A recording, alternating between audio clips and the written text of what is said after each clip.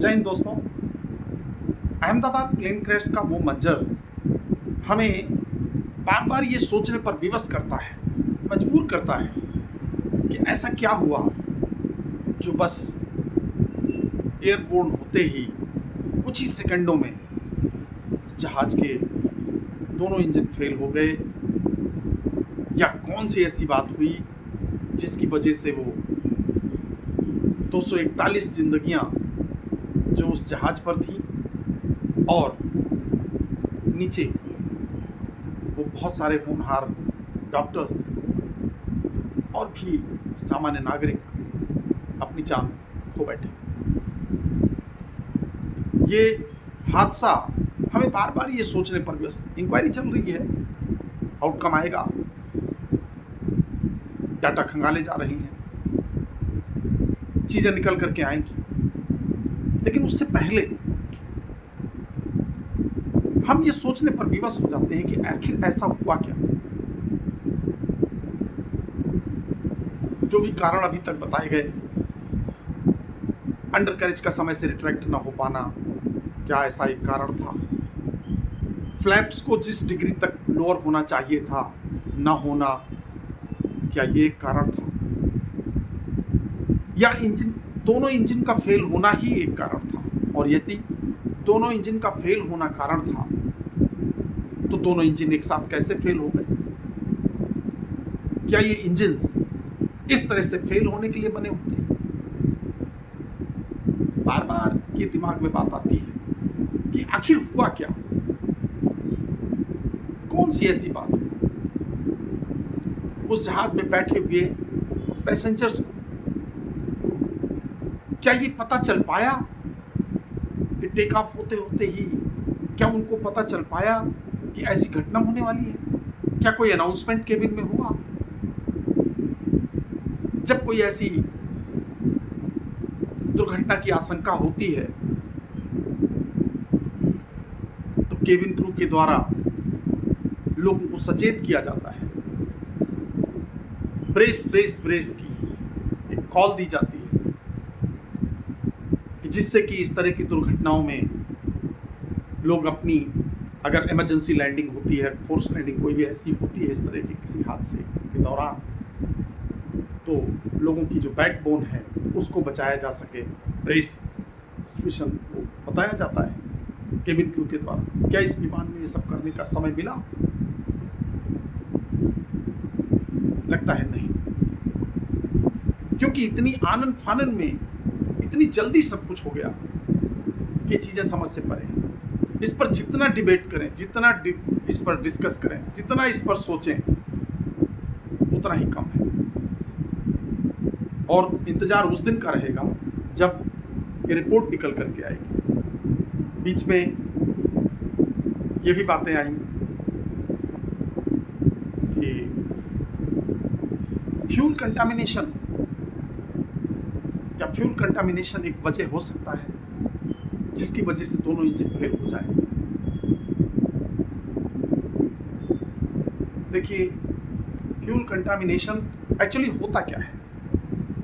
ये जितने भी एयरलाइंस हैं ये जेट ए या जेट A1 फ्यूल इस्तेमाल करते हैं, जो केरोसिन बेस्ड फ्यूल होता है, क्योंकि ये सभी जेट इंजन्स हैं।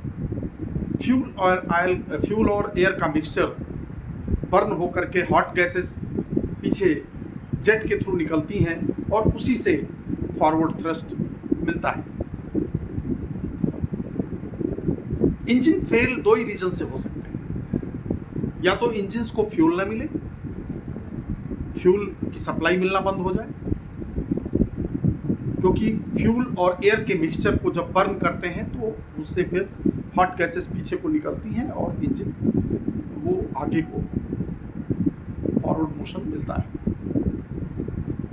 और या फिर उसमें से फ्लेम हट जाए। फ्लेम मतलब वो जो फ्यूल और एयर का मिक्सचर है उसको जो जलाने के लिए जो वहां पर फायर होती है, फ्लेम होती है, वो हट जाए, जिसको कि फ्लेम आउट होना कहते हैं। इंजन से फ्लेम आउट हो गया। और ऐसे केसेस में रिलाइट का प्रोविज़न होता है, उसको दोबारा इग्नाइट किया जा सकता है, लेकिन उसके अलग सिचुएशन होती है, अलग एटीट्यूड्स होते हैं, फिर कभी चर्चा करेंगे। लेकिन आज हम स्पेशली केवल फ्यूल कंटामिनेशन पर बहुत शॉर्ट में चर्चा करेंगे, बहुत लंबा सब्जेक्ट है, लेकिन थोड़े में सिर्फ इतना बताना चाहेंगे कि फ्यूल कंटामिनेशन सिर्फ 2-3 तरह से हो सकता है। एक तो अगर फ्यूल में वाटर पार्टिकल्स आ जाएं, मॉइस्चर आ जाए, क्योंकि रेनी सीजन में भी कभी इधर उधर ट्रांसपोर्टेशन होता है, तो उस स्थिति में या किसी भी तरह से अगर उसमें वाटर कंटामिनेशन हो तो उसको फाइंड आउट किया जाता है, या उसमें कुछ पार्टिकल कंटामिनेशन हो। पार्टिकल वगैरह कैसे आ सकते हैं, जैसे कि जो रस्ट वगैरह हो, कभी टैंक्स वगैरह जो फ्यूल टैंक्स जिनमें रिस्टोर किया जाता है या जहाँ से लाया ले जाया जाता है, अगर उनका रखरखाव समय समय पर ना हो पाए या कुछ ऐसी संभावना है कि वहाँ पर रस्ट हो जाए, रस्ट की वजह से पार्टिकल्स हो सकते हैं या डस्ट पार्टिकल्स हो जाए, कुछ भी हो जाए, तो इन सब चीज़ों की वजह से ही बहुत ही अटमोस्ट प्रिकॉशंस लिए जाते हैं कि ये पार्टिकल्स अंदर न जाएँ, और इनके लिए टेस्ट भी किए जाते हैं।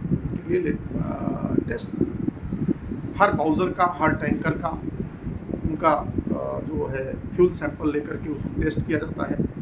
वाटर फाइंडिंग कैप्सूल के द्वारा वाटर पार्टिकल्स चेक किए जाते हैं। उसके बाद जो पार्टिकल काउंट टेस्ट होता है, जिसकी वजह से वो देखा जाता है कि उसमें कहीं कोई डस्ट पार्टिकल्स, रस्ट पार्टिकल्स या कोई इस तरह के आयरन पार्टिकल्स वगैरह कोई कुछ ऐसी कोई चीज़ तो नहीं है फ्यूल में। लेकिन मेरा ये मानना है, एक टेक्नीशियन के तौर पर, व्यक्तिगत तौर पर ये मानना है कि अगर इस तरह का कोई कंटामिनेशन, अनलेस बिल्कुल चेंज ऑफ ग्रेड ही ना हो जाए, अगर इस तरह का कोई कंटामिनेशन जो अगर हो भी जाए तो इसके लिए सप्लाई फ्यूल सिस्टम में फ्यूल फिल्टर्स हैं और उन फिल्टर्स के थ्रू ये फ्यूल पास होता है, तो उन फिल्टर्स में उस कंटामिनेशन को अरेस्ट करने की क्षमता होती है। और उसके बावजूद अगर फिर भी वो सिस्टम में जाता है तो केवल चांस वहीं हो सकता है कि अगर उसमें कोई पार्टिकल्स हो, या तो अगर water finding capsules daily check होते हैं, वो हमेशा चेक होता रहता है वाटर फाइंडिंग कैप्सूल के द्वारा कि अगर वाटर प्रेजेंस है, तो अगर बहुत ज़्यादा पानी की मात्रा हो तो वो उसमें आपको दिक्कत दे सकती है बर्निंग में। लेकिन अगर ऐसा कोई हल्का फुल्का कंटामिनेशन है तो वो सडनली दोनों इंजन्स को फेल कर देगा एक साथ, वो भी एक साथ, ये चीज़ समझ से परे। क्योंकि हाँ, उनकी परफॉर्मेंस में उसके पीछे बहुत सारी चीज़ें हैं। जब अगर फ्यूल की प्रॉपर सप्लाई नहीं होगी तो फ्यूल प्रेशर ड्रॉप होगा। फ्यूल प्रेशर मीटर होता रहता है, किस प्रेशर से फ्यूल इंजन को सप्लाई होता है, वो उसकी मीटरिंग होती रहती है, डिजिटल पैरामीटर्स सब दिखते रहते हैं। उनकी वार्निंग्स हैं, अगर फ्यूल प्रेशर उस सर्टेन लिमिट के नीचे ड्रॉप होता है तो ये सब चीज़ें नहीं हुई, क्योंकि वो एयरक्राफ्ट पहले दिल्ली से अहमदाबाद आया था, वो भी फ्लाइट उसने परफॉर्म की, उसको पायलट से लेके आए। इसीलिए हमने पहले भी एक वीडियो में कहा था कि उनकी क्या रिपोर्ट रही, अगर कहीं कोई दिक्कत होती या कोई कहीं किसी प्रकार का पैरामीटर्स में डिविएशन होता तो वो ज़रूर रिपोर्ट होता, और या अगर वो रिपोर्ट हुआ है तो क्या उसको सीरियसली लिया नहीं गया मेंटेनेंस स्टाफ के द्वारा, या मेंटेनेंस स्टाफ ने उसका क्या रेक्टिफिकेशन किया है।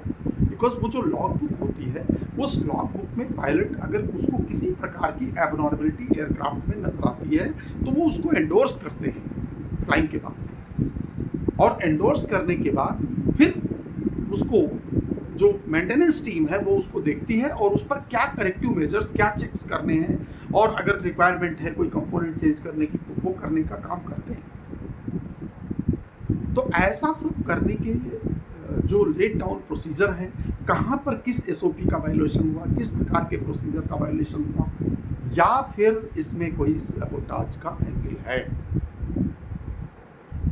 क्योंकि सैबोटाज के एंगल के लिए कोई एसओपी नहीं है।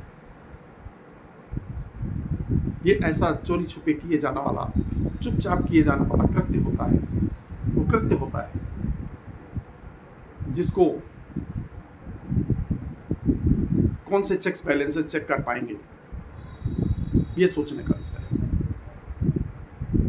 इसलिए इस एयरक्राफ्ट के इन्वेस्टिगेशन टीम लगी हुई हैं और उम्मीद करते हैं कि जल्द ही कुछ प्रिलिमिनरी जो संभावनाएं हैं वो निकल करके आएंगी और हम लोगों को कुछ ये पता चलेगा। एविएशन से जुड़े हुए लोग स्पेशली इस बात से बहुत ही आश्चर्य में हैं, आहत हैं कि ये दोनों इंजन का एक साथ फेल होना और कुछ ही सेकंडों में एयरक्राफ्ट को डिजास्टर में चले जाना, ये बात पूरी तरह से किसी को भी संतुष्ट नहीं कर पा रही है।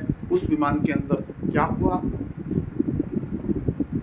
अब चूंकि केवल एक उसमें जीवित जो बचा हुआ है यात्री, उसके द्वारा सिर्फ यही बताया गया कि ऐसे लगा कि एयरक्राफ्ट ठहर सा गया, एक धमाके की आवाज हुई। वो धमाका क्या जो बताया जा रहा है कि रैट का एक्सटेंशन हुआ, तो क्या उस एक्सटेंशन की वजह से है,